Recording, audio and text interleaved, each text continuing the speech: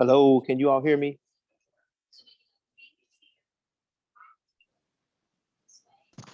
Yes, Hey, John, how are you?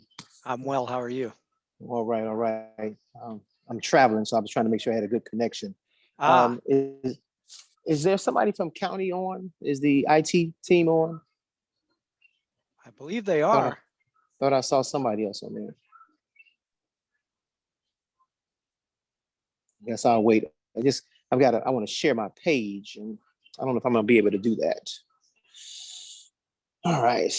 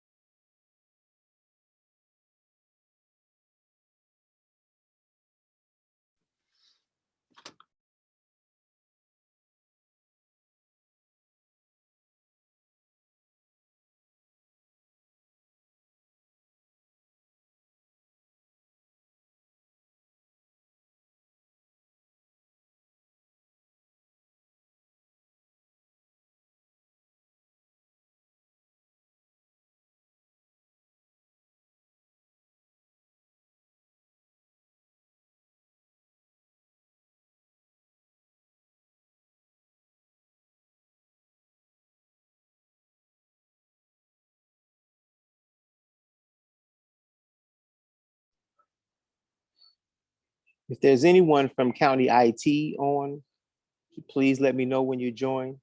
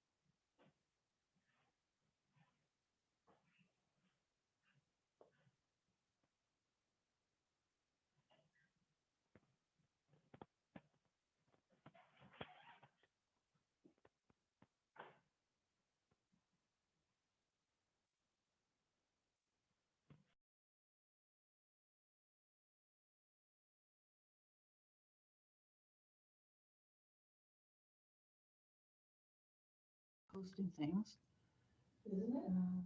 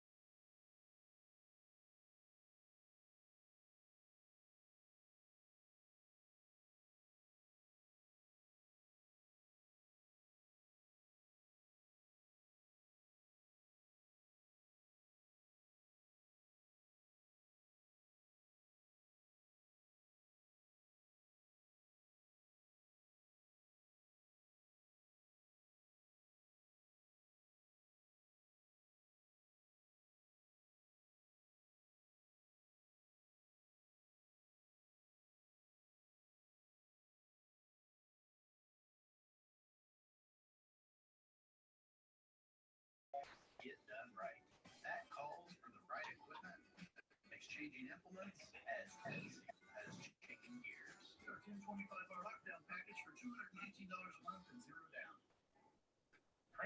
your home with a beautiful new front entry door. Contact the experts at Bacon and Van Busker in Champaign and Springfield, where you'll find top brands and expert.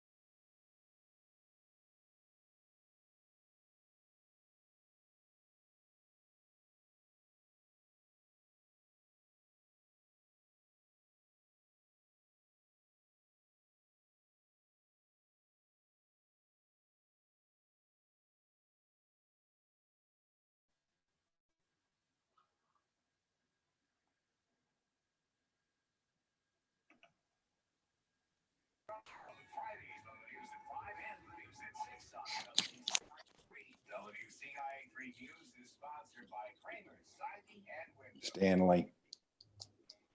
What a great spot for your day. There are many across Decatur. Hello, James. Find them. Nice poster. Our beauty box and hiding them around town for people to find. If you do find one, you're asked to take a picture with the rock and send it to. Welcome to your first meeting, Samantha. Thank you. Good evening, everyone. Hi, Samantha. I'm Jim. Hi. What's Nice to meet you. going on in your life that's making Hello. Hi. Hi, Samantha. This is Darlene. Welcome to the meeting. Thank you, Miss Darlene. We've got about 2 minutes yet before we start. Okay. I got to put my official background on here.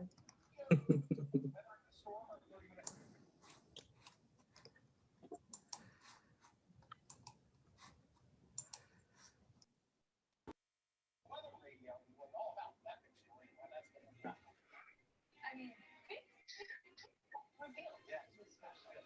Keep watching. I'll apologize in advance.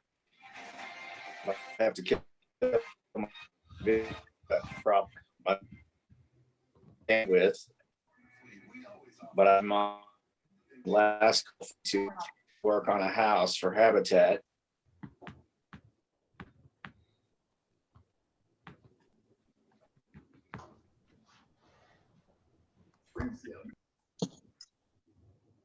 I'm sorry, that audio was real choppy. Could you say that again? I'm reminding Darlene that I'd love to donate this lot if I could get her to work with me on the project. Good evening, everyone. You'd be surprised, Brad, because I actually do build houses. Mhm. Maybe I'll take you up on that. Hey, Darlene, I'd like to share my screen doing public participation. I'm going to do a quick piece in public participation. I'd like to share my screen. Okay, that should be fine. It would be like a handout to the group. Sure, you can consider it that. No, it's just me sharing my screen. Okay. But anybody who wants it, what I'm going to share, that I'm happy to give it to them.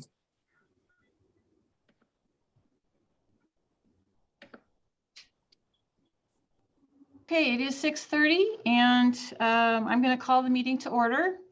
Would the clerk call the roll, please? King, Here. Lakshin, Here. McGuire, Here. Michaels, Present. Passalacqua, Here. Hall, Here. Rodriguez, Here. Storr, Here. Straub, Here. Summers, Here. Taylor, Here. Thorsland, Here. Wolkin, Here. Ammons, Here. Cowart, Present. Esri, Here. Furtado, Here. Goss, Here.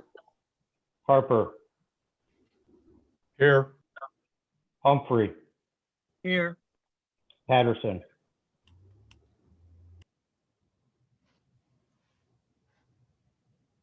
Here. Okay, there's quorum present and the meeting is rolling along. Next, we will have the prayer. This comes from the Iona Abbey Worship Book. Creator of the world, eternal God, we have come from many places for this time. We have come with all our differences, seeking common ground. We have come on journeys of our own to this place where our journeys meet. So let us take time together where our paths cross to share and celebrate what is good. Amen. Amen. Okay, now the Pledge of Allegiance. If you want to rise and say the pledge with me, you're welcome to do that. Pledge allegiance to the flag of the United States of America, to the republic for which it stands, one nation under God, indivisible, with liberty and justice for all.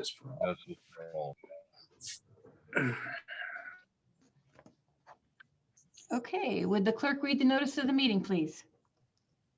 Notice is hereby given that a regular meeting of the County Board, Champaign County, Illinois will convene on April 22nd, 2021, 6:30 p.m. via Zoom in the Brookings Administrative Center, 1776 East Washington Street, Urbana, Illinois, in said county for the purposes of allowing and ordering payments of claims against the county, receiving and acting upon reports of committees and such other matters as may be brought before said meeting, which said meeting shall continue in session from day to day until the completion of said business.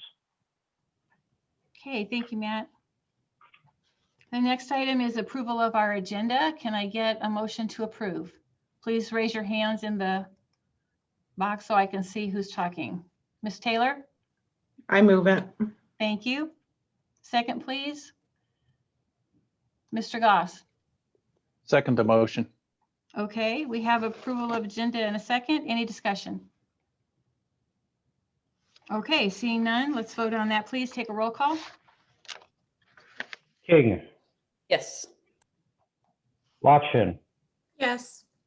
McGuire, Yes. Michaels, Yes. Pasalacqua, Yes. Hall, Yes. Rodriguez, Yes.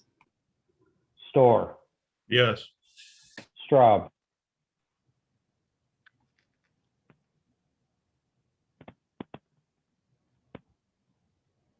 Ms. Straub, are you here? I am. I didn't hear my name. Yes. Summers, Yes. Taylor, Yes. Dorsland, Yes. Wolf, Yes. Ammons, Yes. Cowart,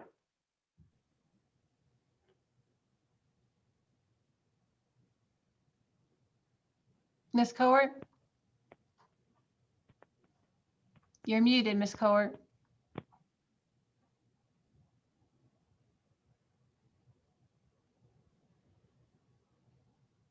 Esri, Yes. Furtado, Yes. Goss, Yes. Harper, Yes. Humphrey, Yes. Patterson, Ms. Cowart? Yes. Thank you. Patterson, That was Ms. Cowart. Yes. Okay. Thank you. Motion carries. All right. Can the executive get a motion to approve the adoption of resolution number 2021-153, appointing Samantha Carter in District 6 to fill Cameron Robb's unexpired term ending November 30th, 2022. Ms. Taylor? So moved. Second, please. Eric? Second. Mr. Thorsland, thank you. Any discussion? Seeing none, would the clerk call the roll, please? King, Yes. Lockshin, Yes. McGuire, Yes. Michaels, Yes. Pasalacqua, Yes. Hall,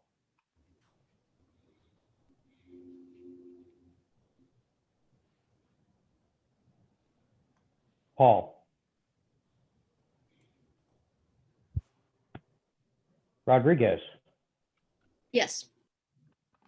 Storr, Yes. Straub, Yes.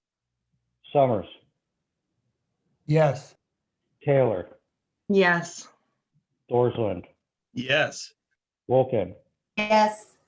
Hammonds, Yes. Cowart, Yes. Esri, Yes. Furtado, Yes.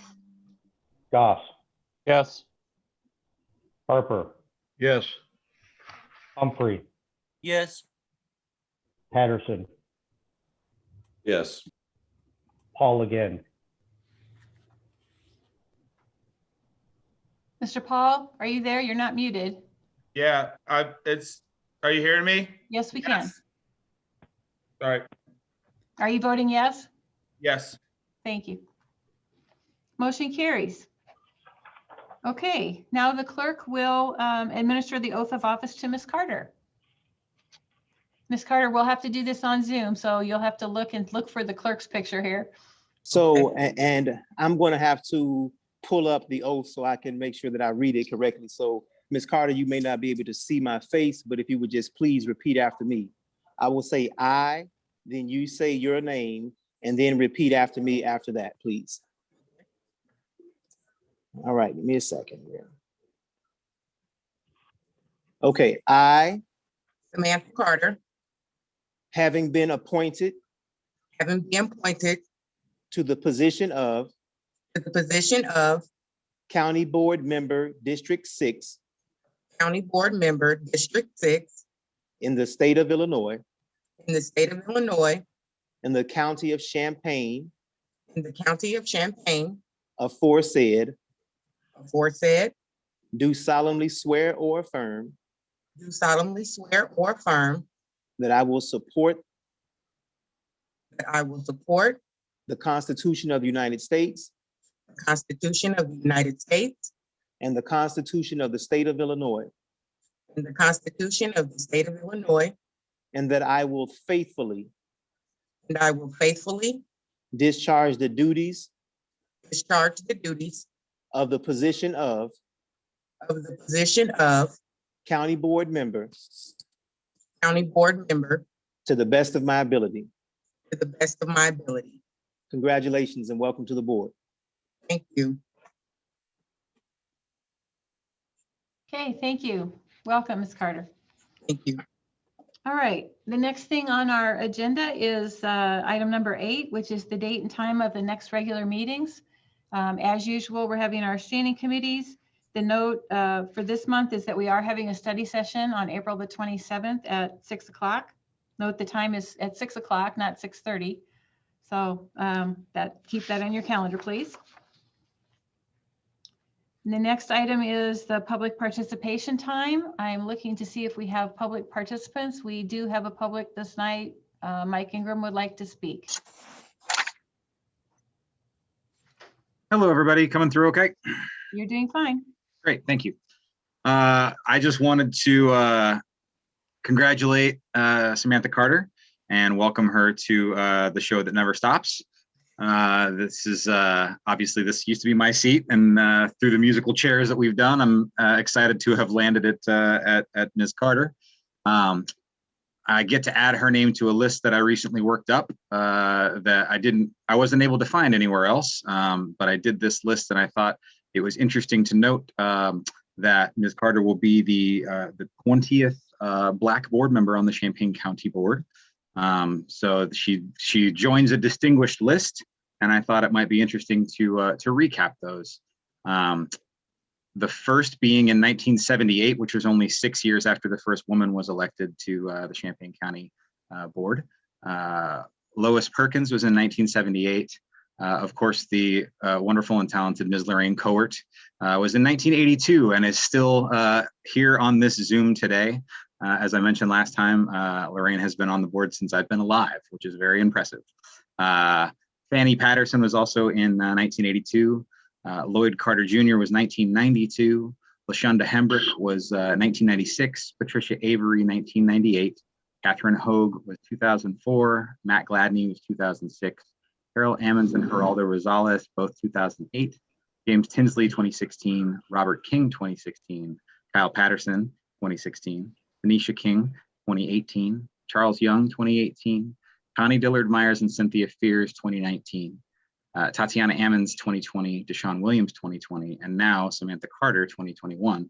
And I think there's a bit of poetry and good vibes with the fact that Samantha is being sworn in on the same night, where there will be discussion and a final vote on renaming the county boardroom the Shields Carter Room, as I found out that Mr. Carter was actually Samantha's father's cousin, which I believe makes her the second cousin, if I did my cousin math correctly.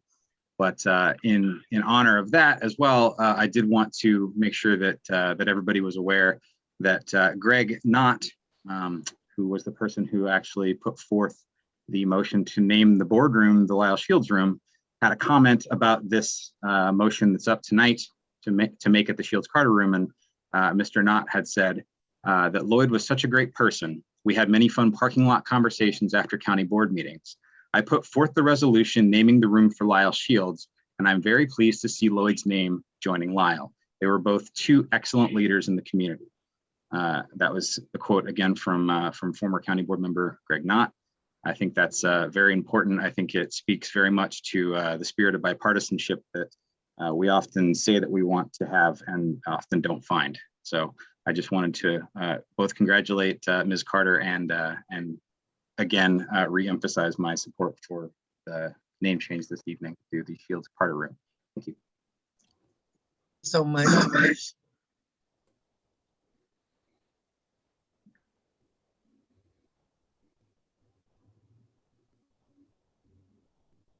You're muted, Darlene. Darlene, you're muted. Darlene, you're muted.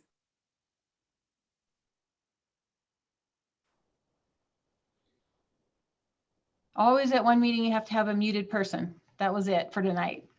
So what I was saying is we're closing public participation at this time. There's no further public that would like to speak. And I would like to mention to the public who might be watching the recording or on our videos tonight, we are no longer recording on the IBM site, the live streaming. It's no longer available.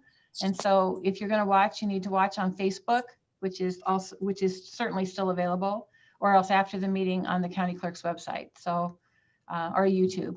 So we have those options still, but the IBM one is gone. Darlene, don't forget that I have a public participation. Oh, I'm sorry, you didn't see you raising your hand, Aaron. Actually, officials aren't supposed to talk during public participation, but I will make an exception tonight. Go ahead. So I'm trying to share my screen. If I can, doesn't look like it's letting me do that. That's not good.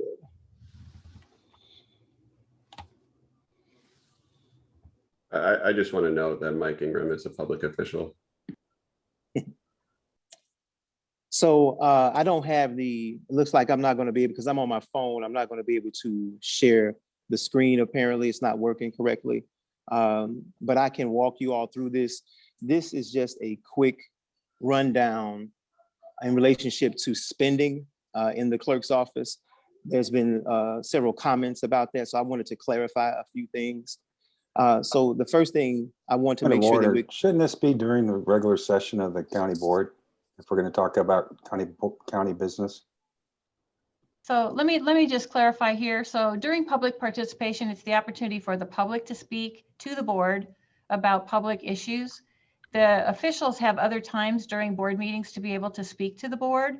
And so if you're a public official, you certainly can speak as a private person, which Mike Ingram basically did tonight, talk as a private person, but he is the county recorder. He didn't talk about his office.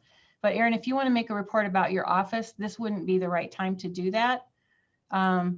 Because I don't think this is a report. This is just me sharing some information with the public about the office, and I feel like I could do it during public participation. It's not your opportunity to share with the public. It's your opportunity to talk to the board about things. So I'm saying the public participation is public time to talk to the board.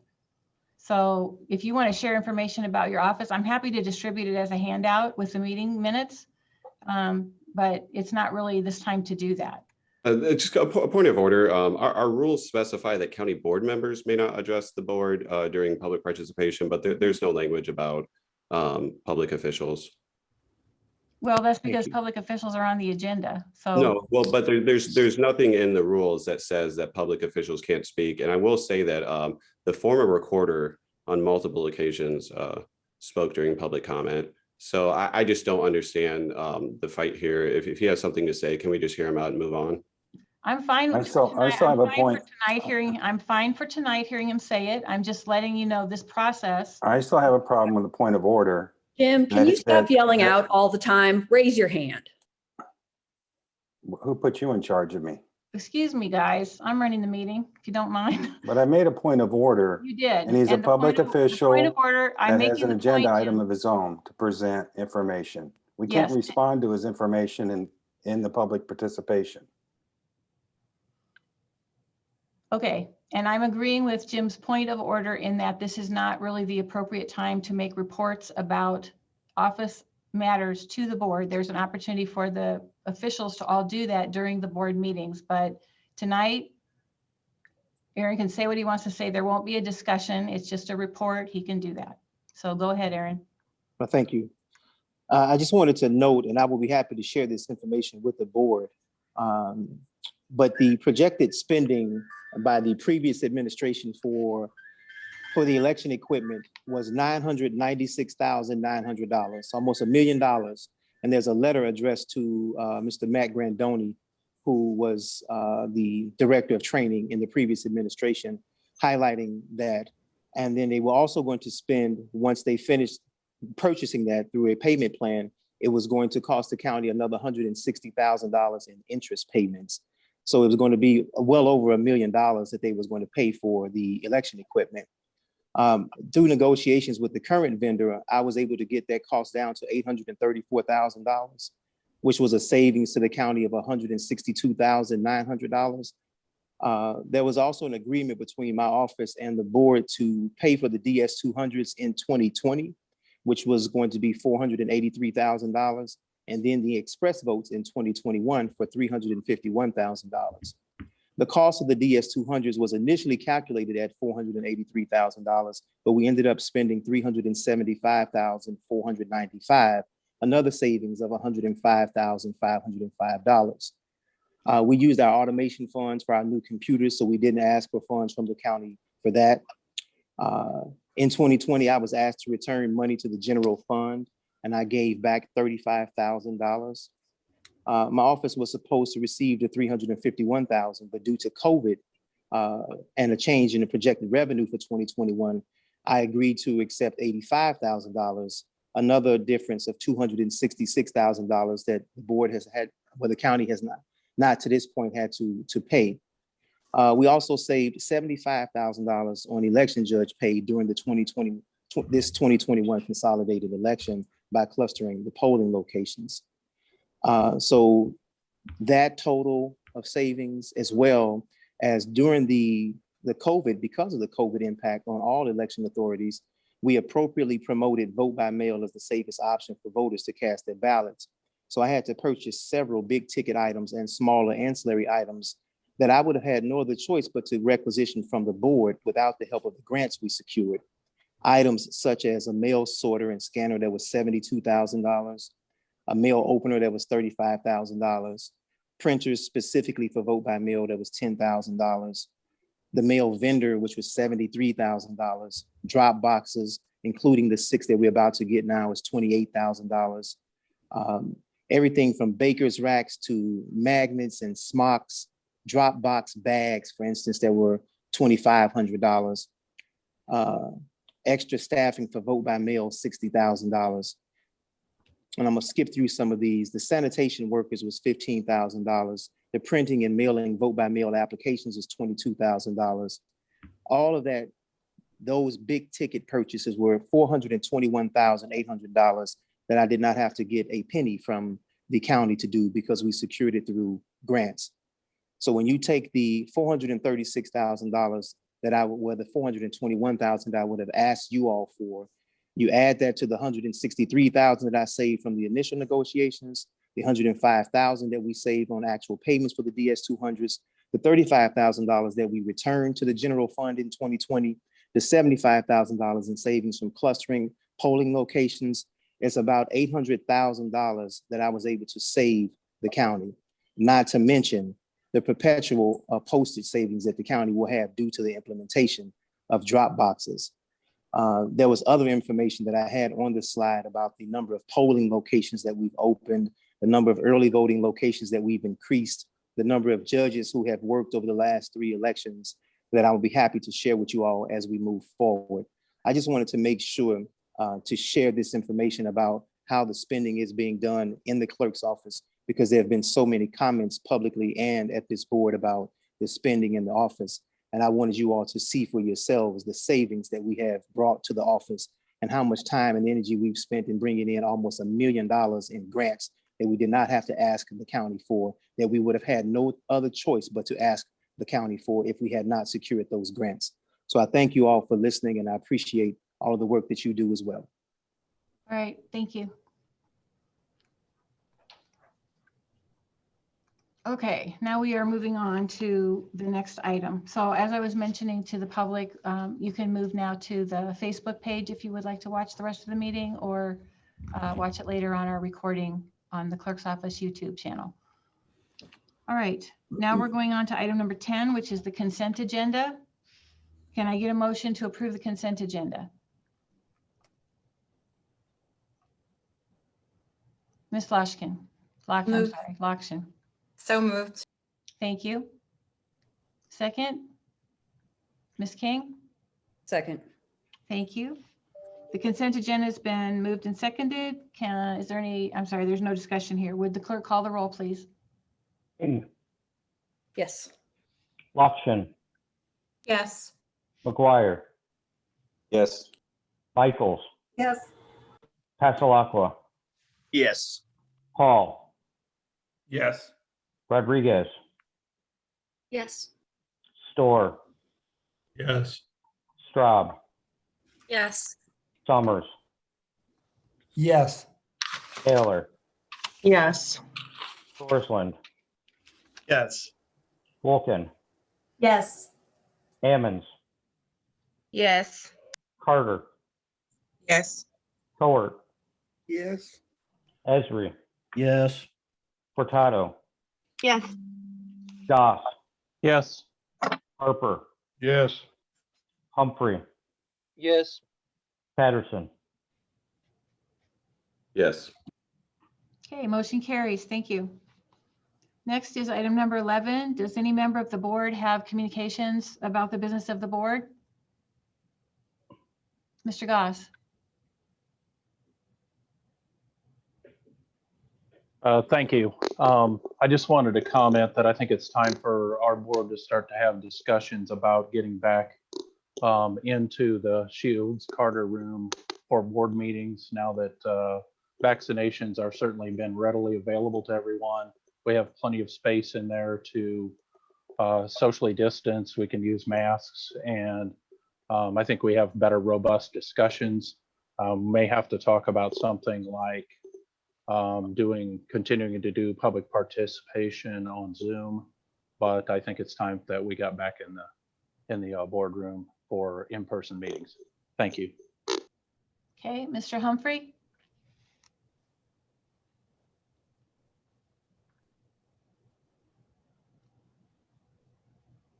Mr. Humphrey, did you want to say something? Sorry. Yes. Sorry. I was just saying, I'm so sorry if I seem tired and out of it. I've been on 40 hours of sleep, and apparently it just showed because I didn't unmute. But last night I went to work an extra shift as an overnight. And when I got there, the police were combing the ground outside and marking bullet casings. There was a shooting on the street. And thankfully nobody was hurt, but I pretty much spent my night jumping at every noise. So I'd really like to talk today a little bit about gun violence in our community. I don't think anybody here is surprised to hear me say we've had a wave of violence lately. We've had, Byron Clark lost a family member. My old schoolmate lost his brother last year. My sister has had to move because her apartment complex became a hot spot, and she has 2 little girls to worry about. But the thing is, none of this is new. I remember hearing about drive-by shootings back when I was 13, and there's a shooting right next to my parents right when I was born.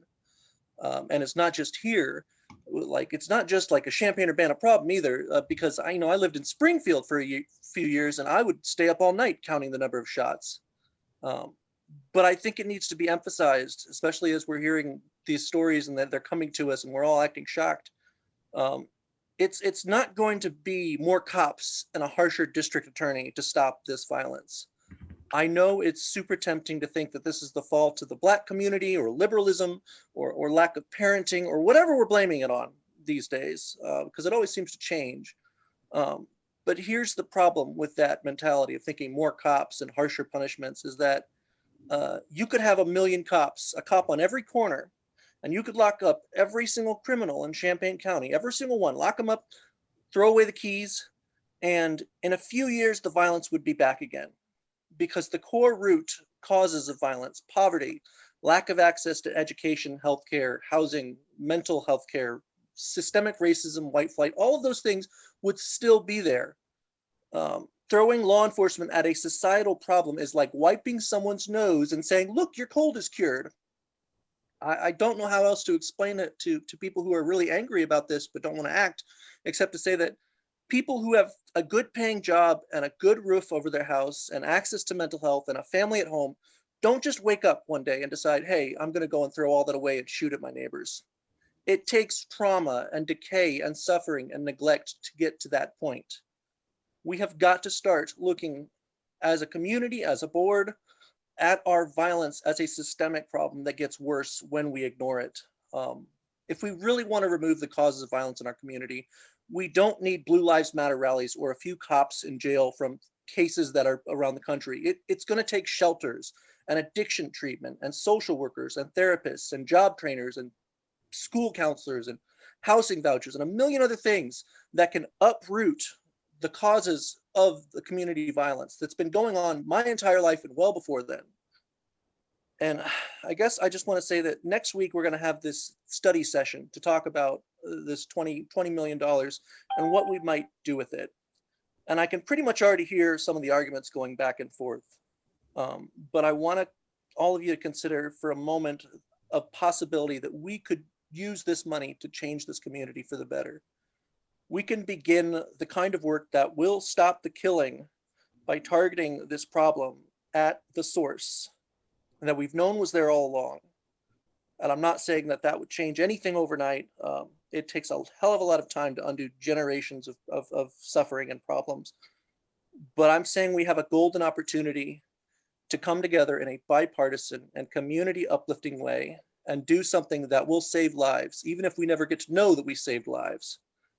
So I hope next week we can all come to this session with some open minds and some really open hearts, with compassion and empathy guiding us instead of just distrust and vitriol, and maybe do something that will outlive this board, this board. And I think that with that, I'm going to say that's my time. I'm losing my voice, but thank you. Okay, Mr. Patterson. Yeah, I guess I want to address a comment, Darlene, you made earlier. I guess ask a question about it. This feels like the appropriate time. You mentioned that we're no longer streaming on the website anymore. What was the change? Like, why did that change? The IBM website it no longer exists, so we aren't able to do it. It's no longer available. And was that a third-party service that we used through that? Yeah. Okay. Yeah, I mean, I guess I just kind of have some concerns about access at this point. It's been some time now that we've not been broadcasting on TV. Is that accurate? Yes, that's accurate. So the TV broadcast is gone, and I believe we went to the IBM at that time. And then the IBM is now gone. So we'll have to find another avenue, but it is still currently available on Facebook right now. So, and also on our website, it says that they're broadcasted on the Comcast cable TV public access. So I- that's not a thing I anymore. have not, yeah, I've not checked for a while, Kyle, but sometimes they are on at weird hours. They're not always at this time. So I will have to check and see what the situation is with that. Okay, yeah, I'd like to have this for us to have some clarity on exactly, where it is being broadcasted, especially the fact that, obviously people can't come in person. And also like on the county board's meetings page, it lists the county's Facebook. And I know that like tonight, I know usually that is where it's streamed, but just going through the county's Facebook page right now, every meeting's not been on there. This month in particular, the cow was broadcast on the or streamed on the executive's Facebook page. So I would just hope that we could try to have just consistency so that people can know where to watch the meetings every month. Yeah, I would agree. We're having, we've been having for the last month or two, some technical difficulties with even getting meetings recorded sometimes. So I apologize for that. We are trying to work it out. Yeah, and I understand we're living in a new world, and doing things very differently. So I understand there can be complications, but I just wanted to express that concern. Okay, Mr. McGuire, your hand is up. Do you have something to say? Yes, thank you. As Mr. Humphreys discussed, I have a great problem with shootings and crime. That seems to be a problem in our community also. It's been a long thing that I've been involved with at the county board. Part of the problem, I think he states he doesn't think we can police our way out of it. As a county board, we haven't funded the patrol officers for this county. Patrol officers who patrol neighborhoods, watch for what's going on, and are a deterrent to crime. And police are a deterrent to crime because they are patrolling. But yet we push for defunding of the police, regulating the police, cutting our own budgets, cashless bail, early releases in the prisons. And as I said, we're not properly funding the patrol officers now. That can be a deterrent to this crime. So I hope we can start doing that. Thank you. Okay, I'm seeing Mr. Thorzone like to say something. Yeah, thank you, Executive. First, I want to thank Jim Goss for speaking up about getting back in the meeting room because the theme of that was go out and get your vaccination, wear your mask when we're in there, do all these things. The COVID has not gone away. We are getting to the point where people who want the vaccine have been getting it. We're working our way now through the people who may be a little reluctant for the vaccine. I had a coworker, one of my employees, tell me that they weren't getting the vaccine because they would still have to wear a mask where we work. And I said, well, the whole point of wearing the mask and getting the vaccine and getting this all over with is that we need to get as many people as possible to voluntarily go get the vaccine. And I told him that this was sort of a selfish attitude to want to be rid of the mask and all the protocols that we're currently employing to be at work, but not want to go and get the vaccine. They wanted everyone else to get the vaccine.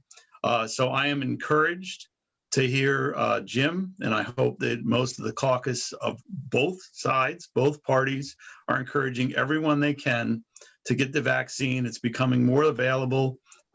We know that we're, again, having rising cases in Champaign. I, like everyone else, would like this all to be done with. And I actually do look forward to getting back into the Shields Carter room, I hope, in the near future, but as safely as possible. Thank you.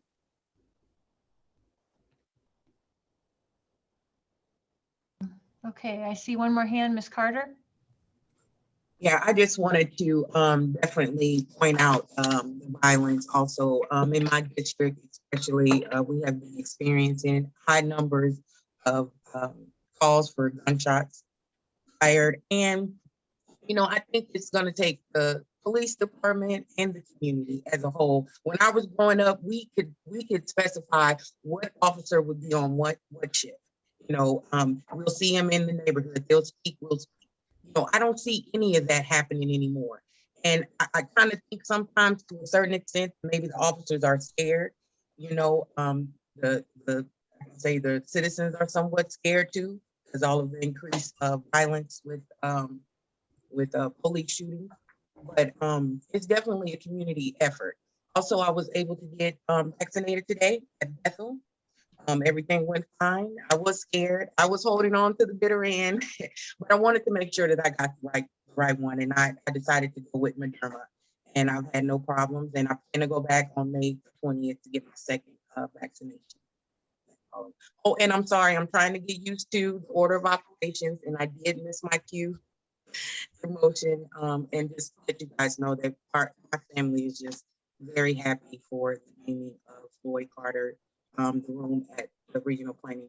So we are very thankful for that kind gesture, and I just wanted to point that out. Okay, I don't see any, oh, yep, Mr. Pasalakwa. I would just like to say thank you to Ms. Carter, because I share that same opinion that no one person, no one police force, no one neighborhood can solve this problem on their own.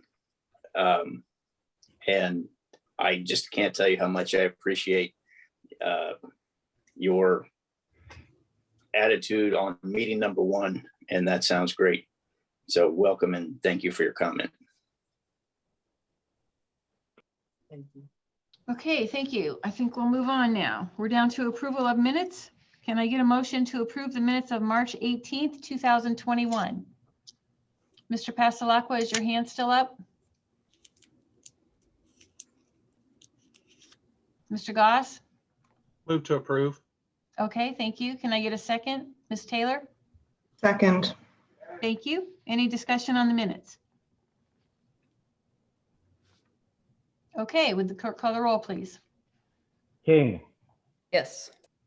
Lakshin, Yes. McGuire, Yes. Michaels, Yes. Pasalakwa, Yes. Paul, Yeah. Rodriguez, Yes. Storr, Yes. Straub, Yes. Summers, Yes. Taylor, Yes. Dorsland, Yes. Wolkin, Yes. Ammons, Yes. Carter, Yes. Cowart, Yes. Esri,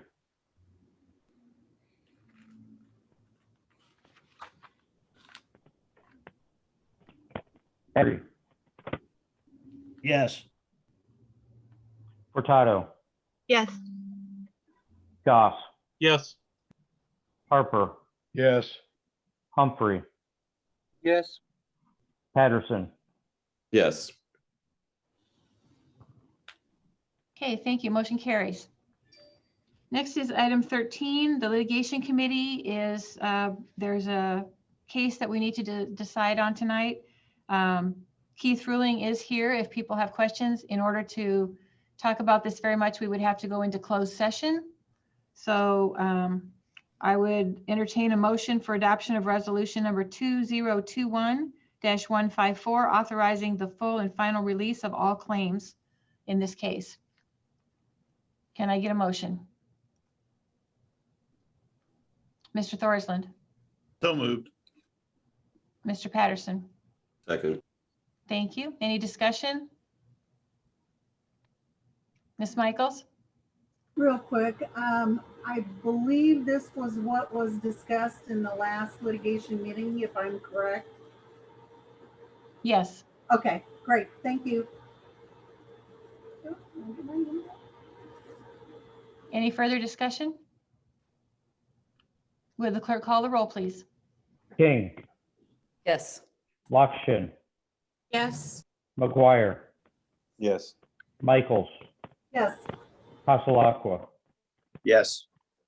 Paul, Yes. Rodriguez, Yes. Storr, Yes. Straub, Yes. Summers, Yes. Taylor, Yes.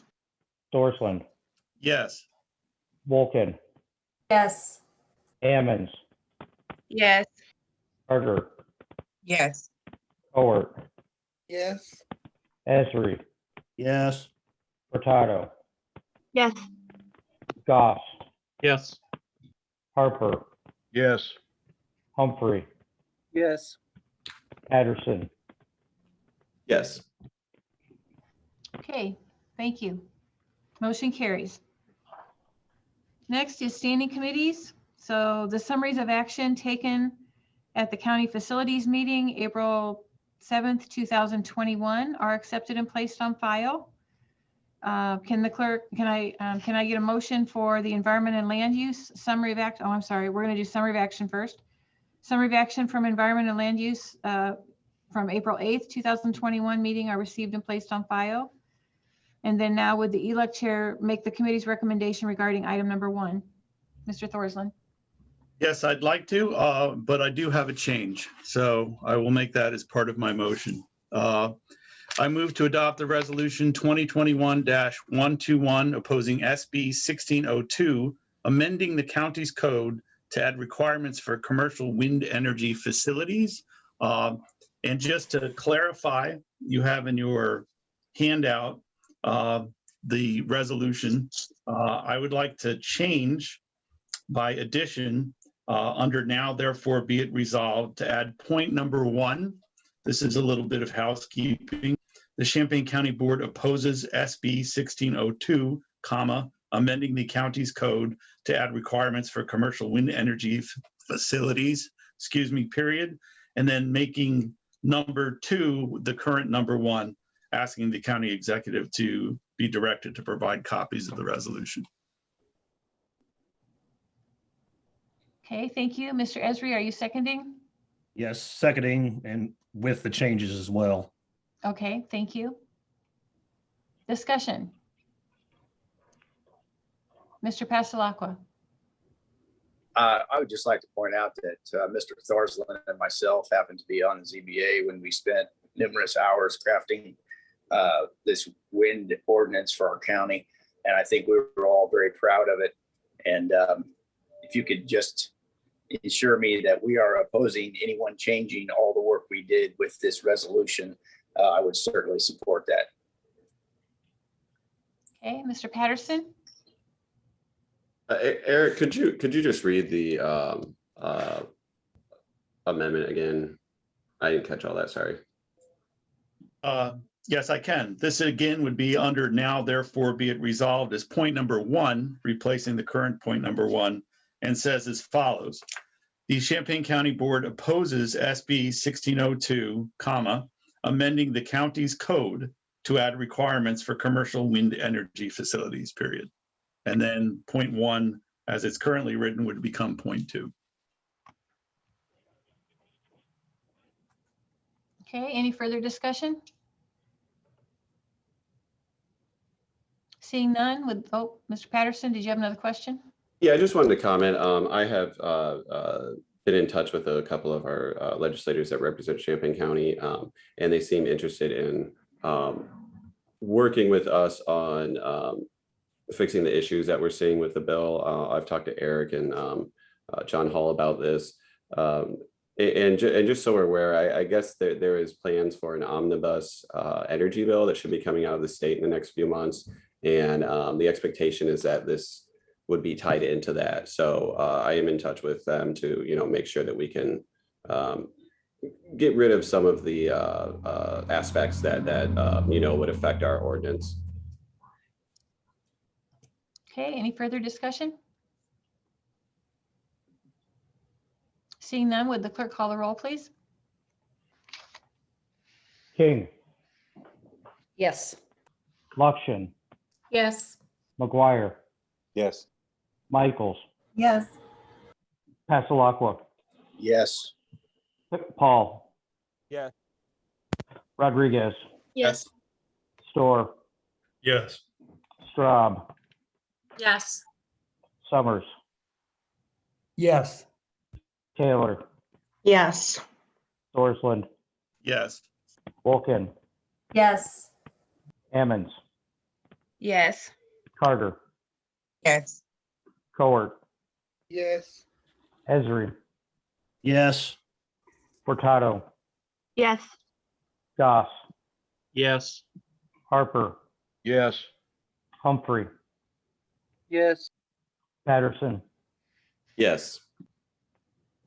Okay, motion carries. Thank you. Next is item C, the summary of action taken at the Highway Transportation Committee on April the 9th, 2021 meeting is received and placed on file. And now we're going down to areas of responsibility. The summary of action taken on April the 13th, 2021 at the Committee of the Whole is placed on file.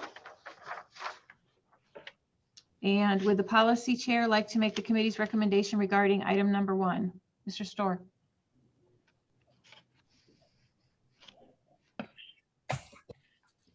Thank you. I was a little distracted there. Like to move adoption of resolution 2021 -145, designating meeting room number 1 as the Shields Carter meeting room. Can I get a If second? you'd like, I could kind of read the resolution in full. I don't know that I don't think we need to do that, Mr. Storr. Can I get a second? Second. Ms. Carter, thank you. Any discussion? Once again, I just want to say thank you guys so much. This is an honor for our family. We really appreciate this. For so many years, I watched my cousin serve this community that he loved so much. And this is truly an honor. And I know he's smiling from heaven, thanking all of you. Thank you so much. Mr. McGuire? Yes, thank you. I would agree with those comments about Mr. Carter. He's a good man. He served the community well. My only issue with this is the process, that we should have some type of qualification. Tricia Avery was also a board chair. Other people have had differing amounts of responsibility actually on the board, and those qualifications should be part of the discussion when we're naming rooms or meeting rooms or facilities. Thank you. Mr. Summers? Yeah, I'd like to take an opportunity to share a email that I got this afternoon from State Treasurer Michael Frericks to the members of the Champaign County Board. I was happy to hear the news that the Champaign County Board is considering honoring Lloyd Carter Jr. by renaming the Champaign County Board Meeting Room in the Brookings Administrative Center the Shields Carter Boardroom. I had the privilege and pleasure to serve on the county board with Mr. Carter. This board and community are better for his decades of faithful public service. His selflessness was not limited to Champaign County, nor to the city of Urbana. Many of you might recall that Mr. Carter was a member of the U.S. Navy, as well as a servant leader at the Morning Star Free Will Baptist Church. He valued collaboration over confrontation, progress over pettiness, and compromise over coercion. Mr. Carter was an authentic leader who will be remembered as a man of humble roots, a caring heart, and a joyful soul. Again, Mike W. Frericks, State Treasurer of Illinois. Thank you. Thank you. Mr. Patterson? Yeah, I think that everybody that serves with Lloyd Carter would agree that he was a really great person and a really very large and unique personality, and he served his community well. I just want to say I take offense to comments about qualifications, and I feel like when we talk about qualifications a lot in society and question that, it typically applies to people from certain groups. So I just want to say I found that very distasteful.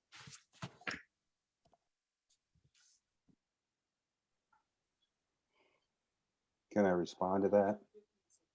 I really don't like being insinuating that I'm racist, Kyle.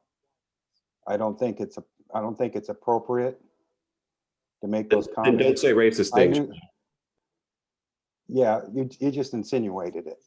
Okay, Kyle, it's offensive that you do that. So, Okay, it had qualifications as just the determining factors. Guys are speaking to the chair, please. Ms. It's Rodriguez? Qualifications are a determining factor in any decision. Thank you, Madam County Thank you. Executive. I wasn't finished. Yes, I was recognized though to speak. Yeah, Ms. Rodriguez has the floor now.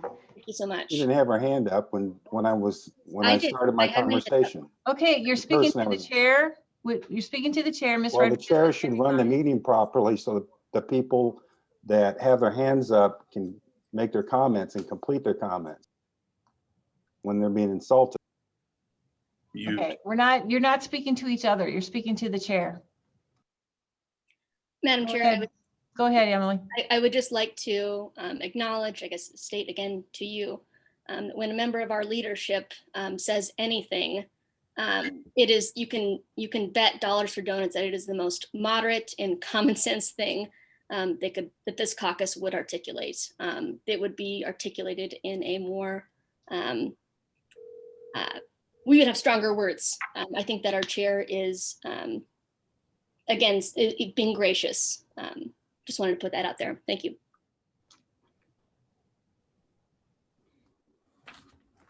Okay, are we ready to vote? Yes. Will the clerk call the roll, please? King, Yes. Yes. Lockshin, McGuire, No, thank you. Michaels, Yes. Passalacqua, Yes. Paul, Yes. Rodriguez, Yes. Storr, Yes. Straub, Absolutely. Summers, Yes. Taylor, Yes. Dorsland, Yes. Wolkin, Yes. Ammons, Yes. Carter, Yes. Cowart, Yes. Esri, No. Furtado, Yes. Goss, Yes. Harper, Yes. Humphrey, Yes. Patterson, yes. Motion carries. Okay, we're moving now to item B. Would the finance chair make the committee's recommendation regarding item number 1? Yes, adoption of resolution number 2021-150, authorizing purchases not following purchasing policy. The one ahead of that, Stephanie. Oh, I'm sorry. I don't know why I skipped that one. Adoption of resolution number 20-21-149, amending the schedule of authorized positions for the Champaign County Clerk's Office Director of Operations. And I would like to say that some of you probably haven't met Bill Colebrook yet. He's my Director of Administration, and he is responsible for the Job Evaluation Committee if people still have questions about that. So I just wanted to let you know he's here tonight. And I don't know if the clerk is still here. I think Angela Patton is still here. I can't see if Aaron's still here. So if you have questions, they're here. Can I get a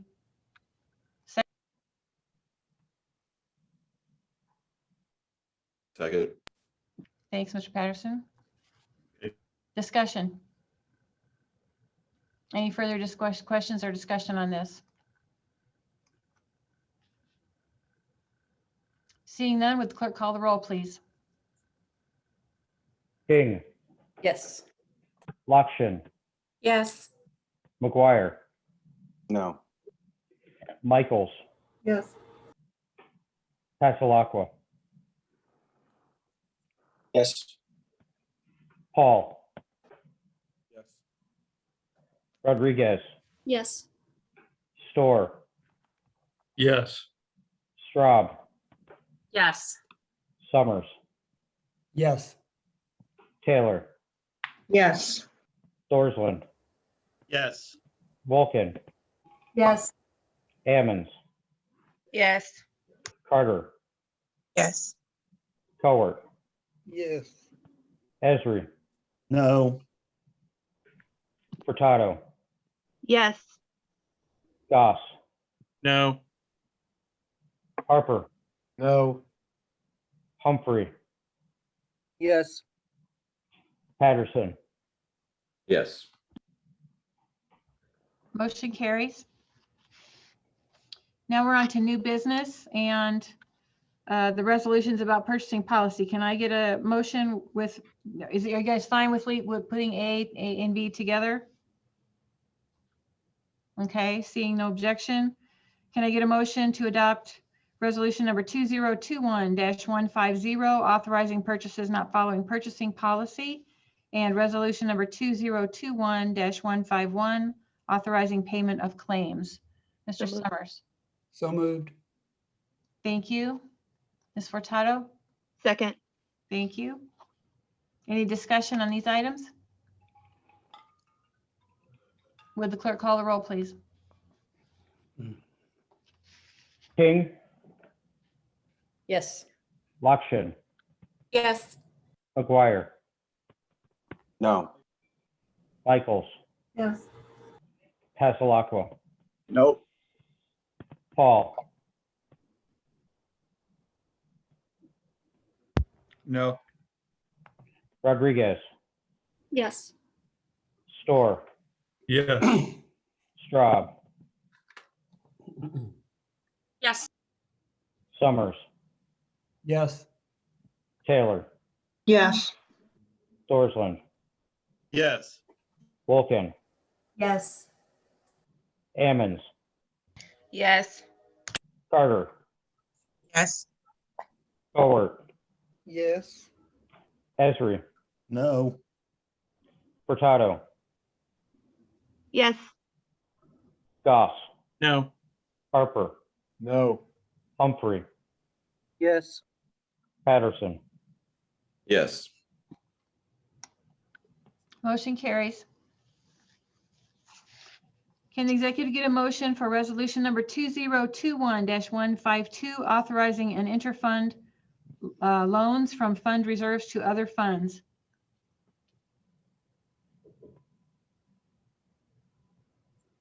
Mr. Patterson, So moved. thank you. Ms. King, Second. thank you. Discussion on this item? Mr. Summers. Sorry, I didn't get it off fast enough. Okay, Mr. McGuire.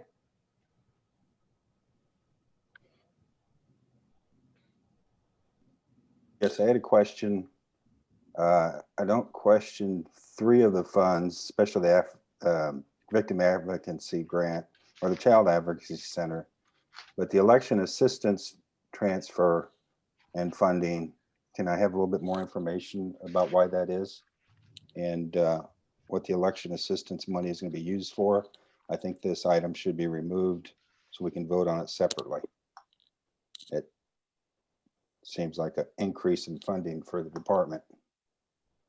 No, this is retrospective.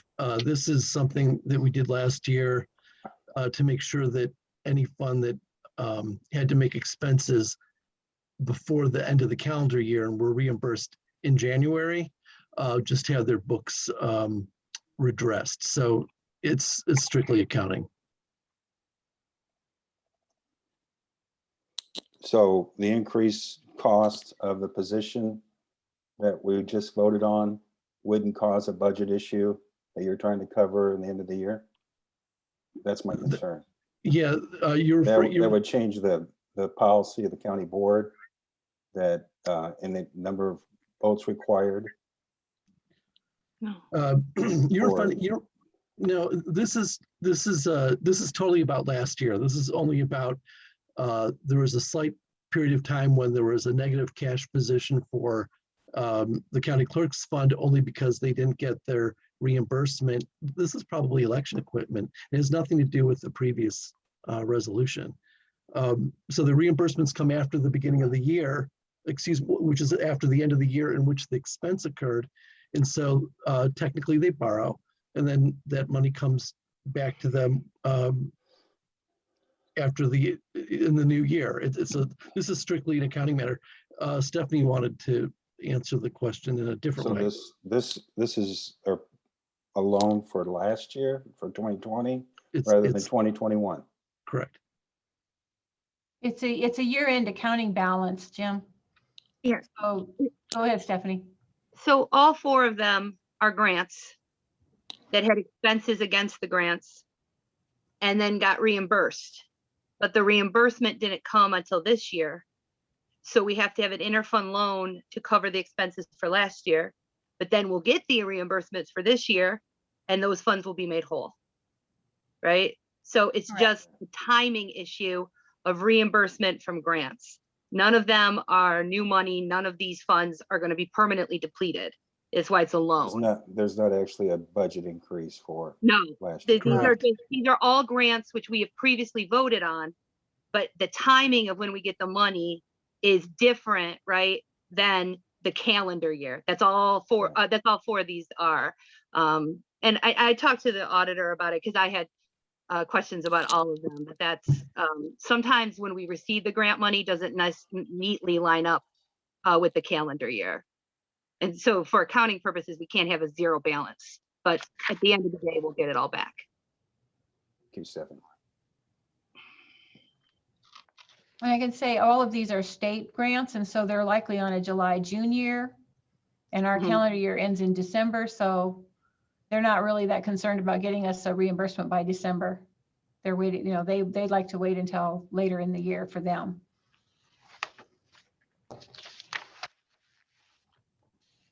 Okay, any other questions, Mr. Goss?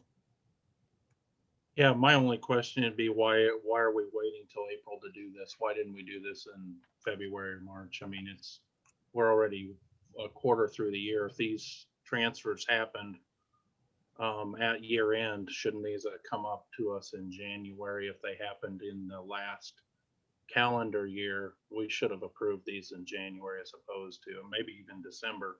If we had to make those transfers in December, I just don't see why we're waiting this long. And it's not that I don't agree with it. I just disagree with the timing.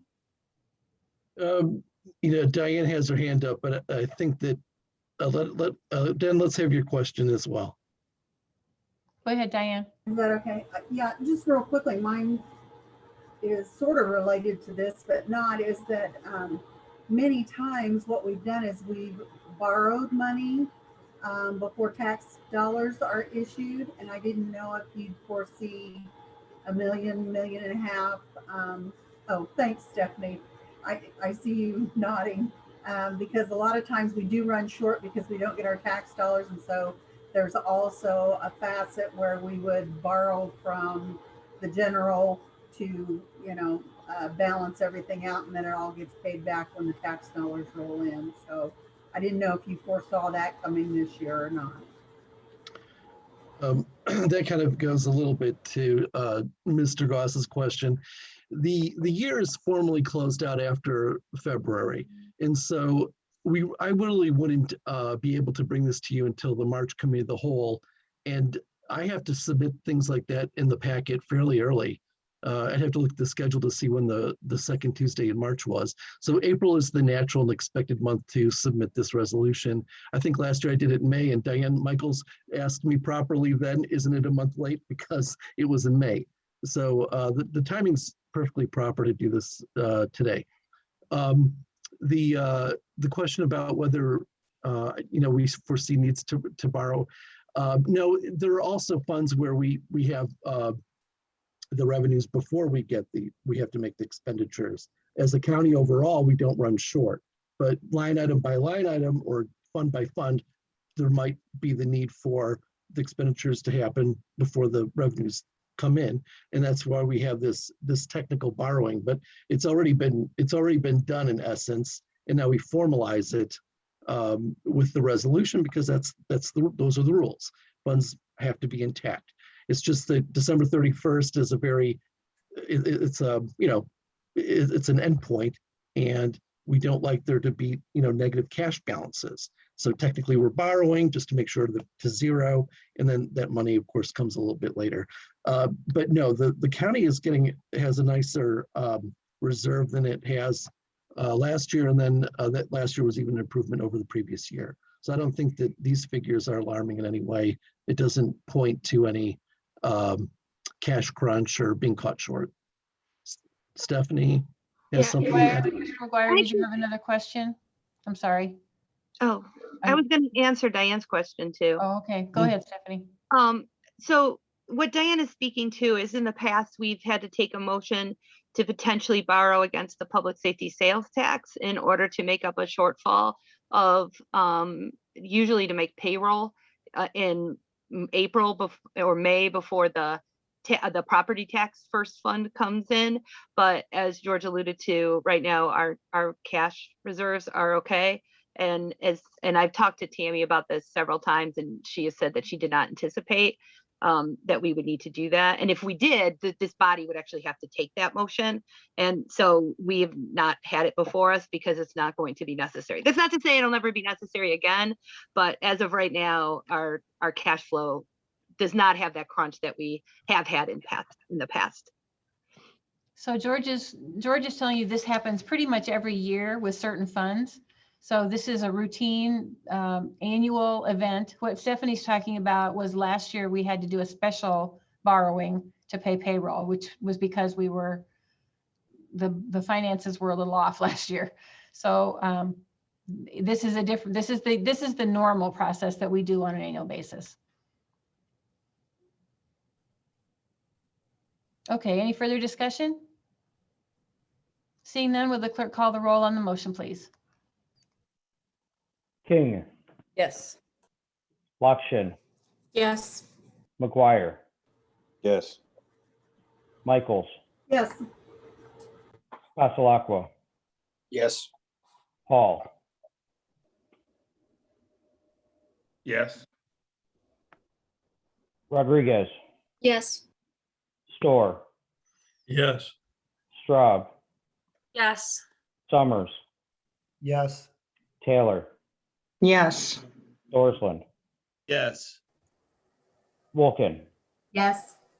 Ammons, Yes. Carter, Yes. Cowart, Yes. Esri, Yes. Furtado, Yes. Goss, Yes. Harper, No. Humphrey, Yes. Patterson, Yes. Motion carries. All right, we're on item D. Can the executive get a motion to approve resolution number 2021-155, authorizing the execution of an agreement to participate in a minimum guarantee fund for the University of Illinois Willard Airport?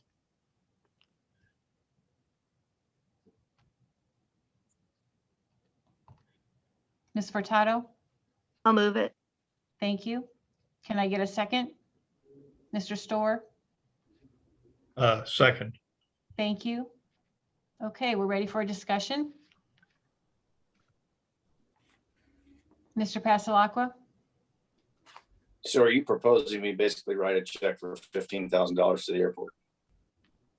I'm proposing that we would commit at this time that we will write a check to $15,000 to a fund that will be supporting the revenues of an airline to come to the airport. So we don't have to actually write the check right now. They would negotiate with an airline, right? Tell me about return on investment for something like this. Tell Tell me about how this affects people Yeah, there's no return. living in the community. Right, there's no return on the funds. The idea is that when you start a new route for an airline, that you have to provide a guarantee of certain minimum number of rides. And then if you meet that, the fund just goes back to the investors.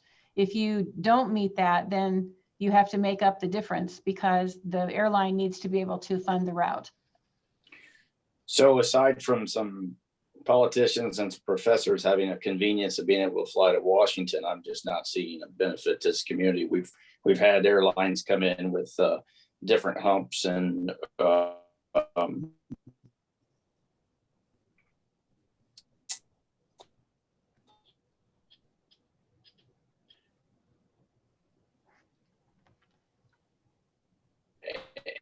positively if you Brad, know, I think you improve got, programs to make yep. airport more successful. Yeah, we didn't hear a lot of what you said, Brad. You got locked up. Hello. Yeah, now we can hear you. I'm just not seeing that this would be a strategy that would make the airport more successful and more of a benefit to the community. So that's why I was asking the question about a return on investment, especially a flight to Washington. But Part that's of just the my issue, comment. part of the issue, I think, is the connections to other places as well. Mr. McGuire? Thank you. I don't have a problem supporting the airport, but I do have a problem with this. We don't really have any control over, we don't have a committee or something that's working through a process or building an MOU to determine how the funding will be spent, or if there'll be additional requests for funding. We're not like Bloomington with the committee that oversees the airport. We're just giving $15,000 and then hoping that there's enough flights to support the airport or this flight, which could or could not happen. And we don't know that there won't be additional funds required to move forward. So I won't support this because we really aren't involved in the policy making for the airport. Just to answer your question a little bit, I do sit on the advisory council for the airport. That's the county's representation at this time. Mr. Summers?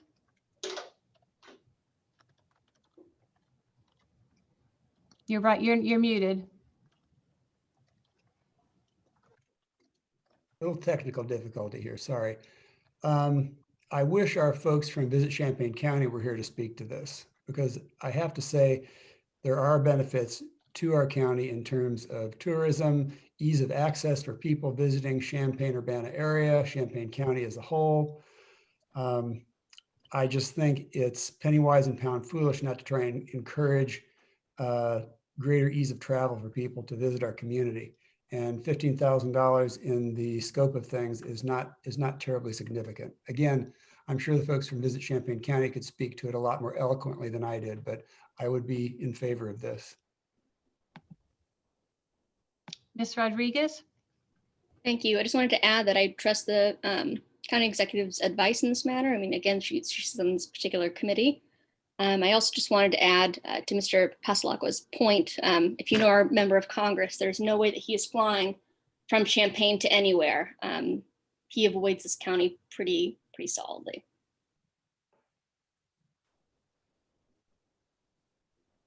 Okay, Ms. Furtado? Yeah, I wanted to speak in favor of this. I do think that access to transportation is a driver of economic growth.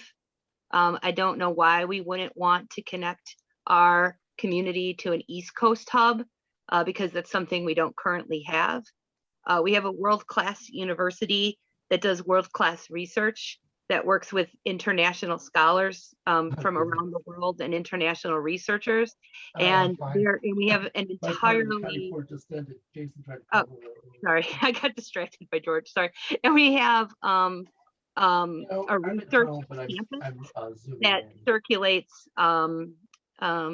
researchers from across the globe.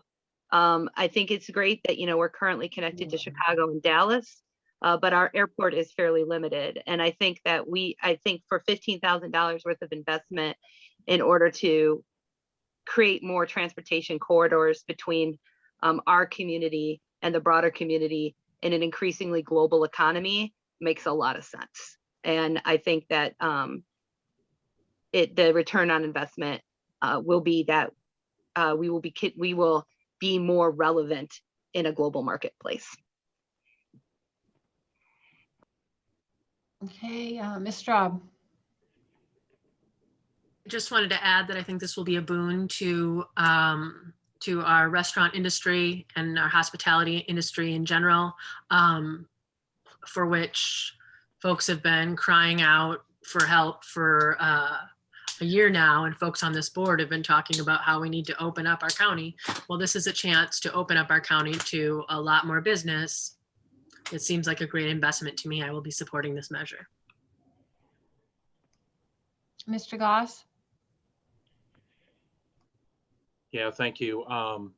You know, this resolution, I guess if we're gonna actually talk about this, the resolution specifically mentions a flight to DC. And so I don't see the need for that, number one. If it's supposedly if we're kind of using this as funds for the county to fly out there, I don't know that we send as a county, we send a ton of people out there. If that's what this is supposed to be used for, I was a little confused in your terminology there. And the other thing is this global economy is everybody's talking about how travel is going to not come back and Zoom is going to be more the norm. And certainly there will need to be some things done face to face, but I don't see people traveling more, and it'll unfortunately fall the wayside of many of the other flights out of Willard. It'll be here for 3 or 4 months and gone. And unfortunately, that's not a good expenditure of money. I'd rather take it and use it for the people of Champaign County. Thank you. Mr. Harper?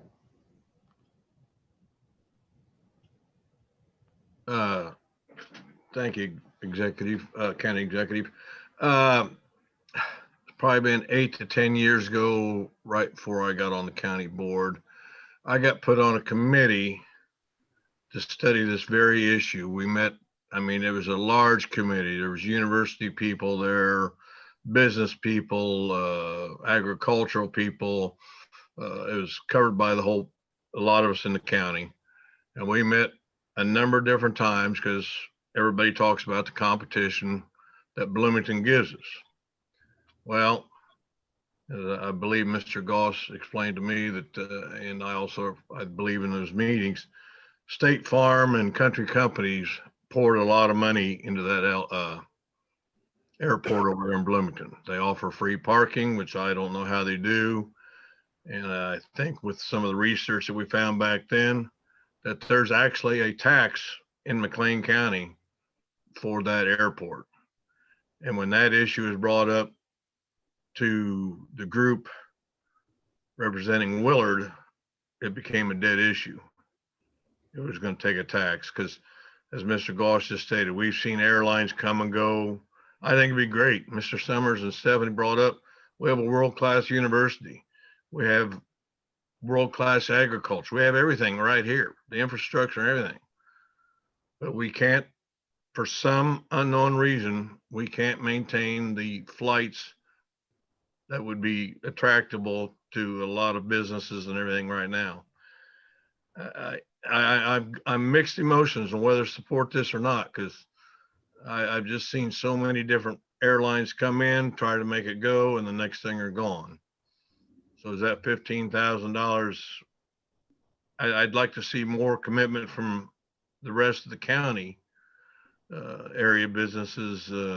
Unfortunately, we don't have a State Farm or a Grow Mark or anything like that in this area that employs that many people that have to fly all over the country.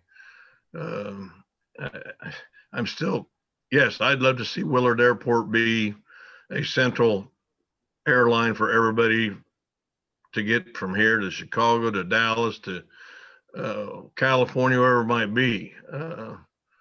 But I'm not sure. I'd like to see a little more commitment somewhere. If we do end up with the $15,000, is this only a 1-year deal and see how it works? If you get an airline to commit, but like I said, we've had them come in here and I've never seen a very strong commitment by airlines that want to stay here and offer the flights that we need. Thank you. The fund, Mr. Harper, would be used for the first 2 years of startup. So it's a commitment for 2 years, not asking for additional money from partners. They are attempting to raise $1 million. There are several partners that have already committed. Okay, thank you. Ms. Lakshin. Thank you. I think you just answered the question that I was going to bring up, which was that we're not the only stakeholder in this if we're agreeing to put forth the $15,000, correct? That's just a small part of. Correct.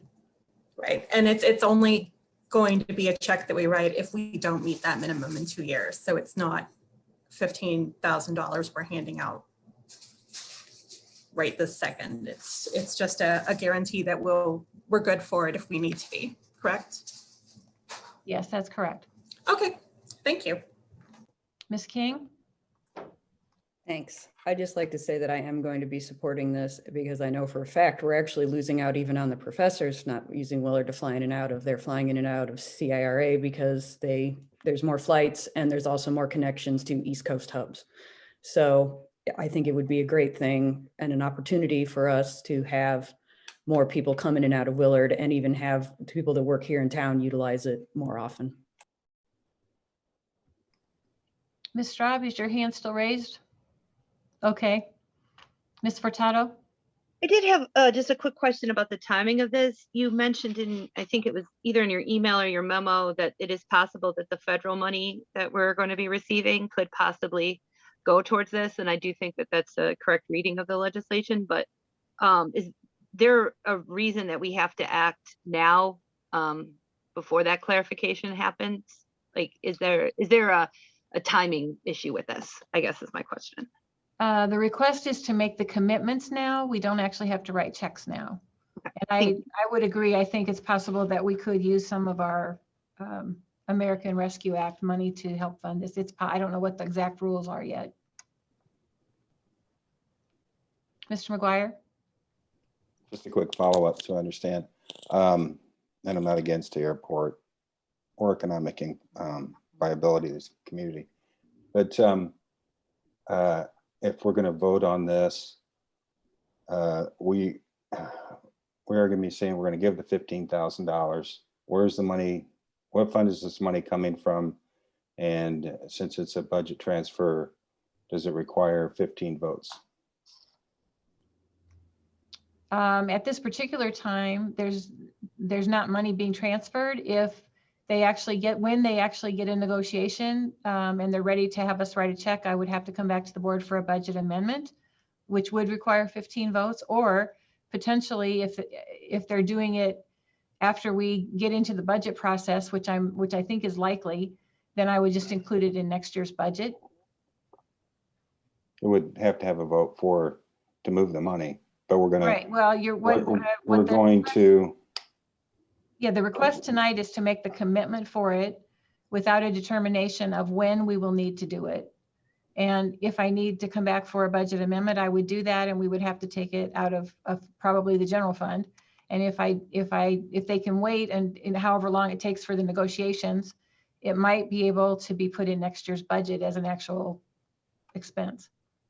So we're committing to make the money now. We're committing to give them the money now.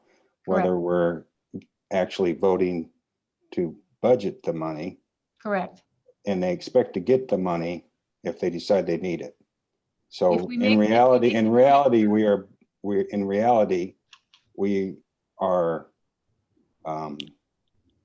budgeting the money now because it's going to have to be spent eventually if they decide they want it. I know it's a chicken and egg thing, but the reality is we're funding the money now, and we should vote on it as that. Yeah. So we don't need 15 for the commitment. We do need 15 if I ask for a budget amendment, which would be later this year, or if we vote on it during the budget process, it just requires a simple majority with the rest of the budget.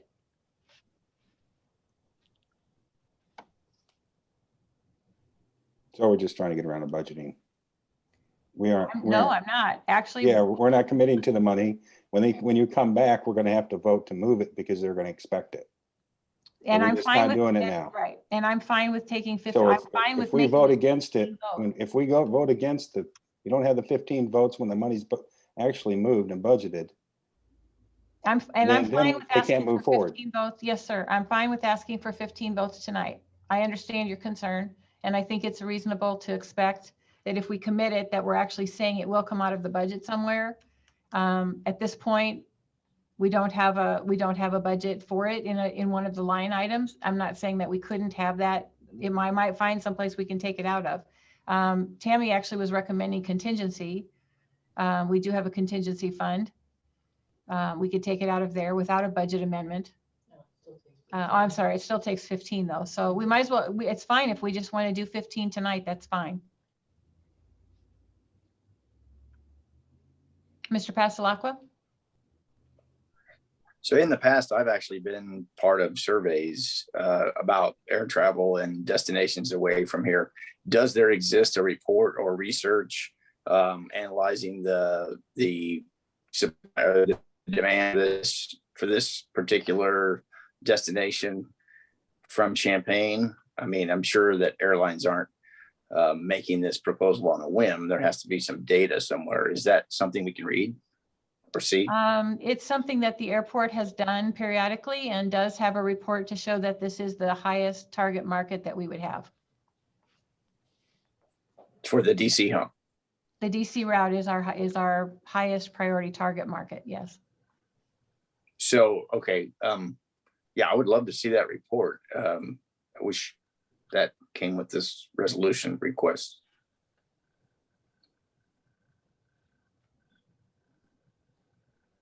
Mr. Paul? I love the idea of getting more people into the airport. I just want to make sure we're not going to stop at one where if we really are going to try to compete for air travel where we're around a lot of major places, that we just can't go with 1, 2. Are we going to build in some sort of way till if this one's successful, our way to get other flights? Because I don't think one more branch to Washington D.C. is going to do it, but you have to build momentum.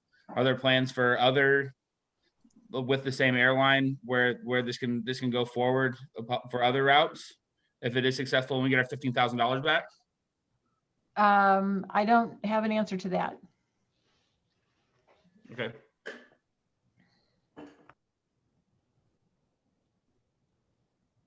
Any other discussion? Okay, I think we're ready to vote. Let's make this our 15 vote. So there won't be any question later about we need to take the money from somewhere. We're saying we will do that if we're going to make the commitment. Would the clerk call the roll, please? King, Yes. Lakshin, Yes. McGuire, No. Michaels, Not at this time. Passalacqua, Yes. Paul, Yes.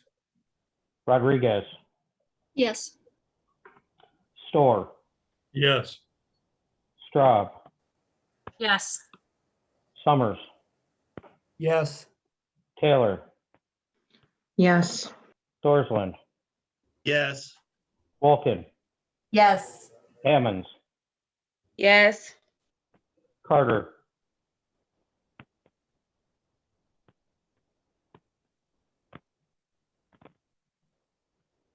Carter, Here she's having audio Yes. issues. I'm She's- sorry. Yes. Cowart, Yes. Esri, Yes. Furtado, Yes. Goss, No. Harper, No. Humphrey, Yes. Patterson, Yes. Okay, the motion carries. Thank you. We are now down to the resolution authorizing the treasurer to waive interest on late property tax payments. And I do not have an actual resolution, but we wanted to leave this on the agenda for discussion. Ms. Furtado? Yeah, I just wanted to be transparent with the entire board since we talked about this and you charged sort of myself and Diane to talk about this. I wanted to be able to come back. So basically, we did have a good, robust conversation. I want to thank Diane, Jim, and Kyle for just a spirited conversation about this. And what we determined, and I also want to thank Matt from the state's attorney's office who provided us with information at very short notice. And essentially what he said, under this current structure of the state rules, we could really only feasibly waive 50% of the first payment for 60 days. And after a lot of conversation, we determined that that really wasn't going to address anybody's financial hardship in any way that was meaningful, and probably would just confuse people a lot. And so what we decided was that instead of doing that, that we should spend our energy as a board making sure that the federal money that we're receiving meets the needs of people where they're at, and that would be a more direct and efficient use of our resources, and would allow the treasurer schedule to get back onto track, and also make sure that we're not passing along any delays to the taxing bodies such as the school districts, which rely on that money. So if anybody has any questions, but I wanted to thank Diane for being willing to sort of, it's always good to have somebody to bounce ideas off of. So I really appreciated that. And also to Jim and Kyle for what was a productive conversation. Okay, thank you. So now we're on other business, which is the semi-annual review of closed session minutes. I had a question about that one. Pardon? For E. Yeah. So we said we're going to use money from the federal money to fill up the budget, but so are we not going to then, are we still going to charge those people interest? Even though we're going to make.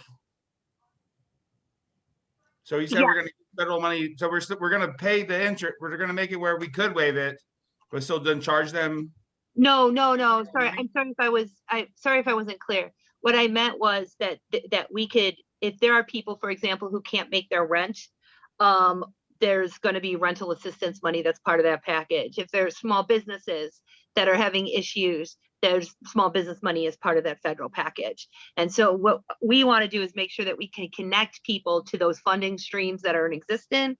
And then if there are any holes in those funding streams, use some of the county allocation to fill those holes. But that has nothing to do, then if they were able to address those financial needs, they'd be able to pay their property taxes. Okay. So it has nothing to do. And I guess I also wanted to mention too, that the way the current law is written, that there was no relief at all for folks that are in escrow or for anyone that is in mobile homes. So it was even actually narrower. It was only 50% of the first payment for 60 days for just a fairly narrow group of people. And we didn't really feel like that was going to really help people that needed help. Yeah, that makes total sense. I thought you were saying that we were going to cover the debts, but then still. No. Sorry, I might not have. Sorry, it's been a long day, so I might not be as clear as I should be. I apologize about that, Jacob. Cool. Thank you. Okay, thank you. Now we're on to other business. So there is a semi-annual review of closed session minutes. It is my understanding that there were no session minutes to bring forward. So if anybody would like to discuss the closed session minutes, we're going to have to go into closed session to do that. Nope, everybody's good? Darlene, I'm sorry, just really quick. When you say that there were none to review, No, we did review them, Angela. We passed out the packet, but there were none that the state's attorney recommended that we open at this time. Oh, okay, thank you. So somebody needs to make a motion to keep the closed minutes closed. Ms. Michaels? Yes, ma'am, I so move. Okay, can I get a second to that effect? Mr. Paul, your hand is up. Are you seconding?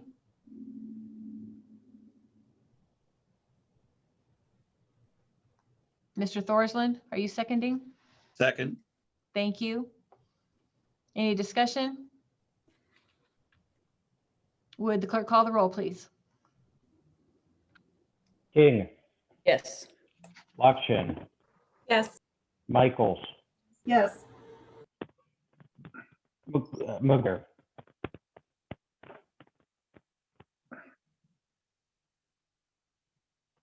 McGuire, Yes.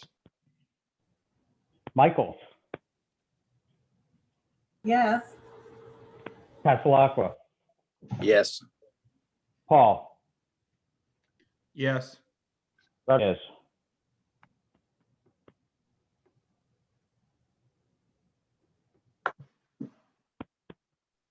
Rodriguez, Yes.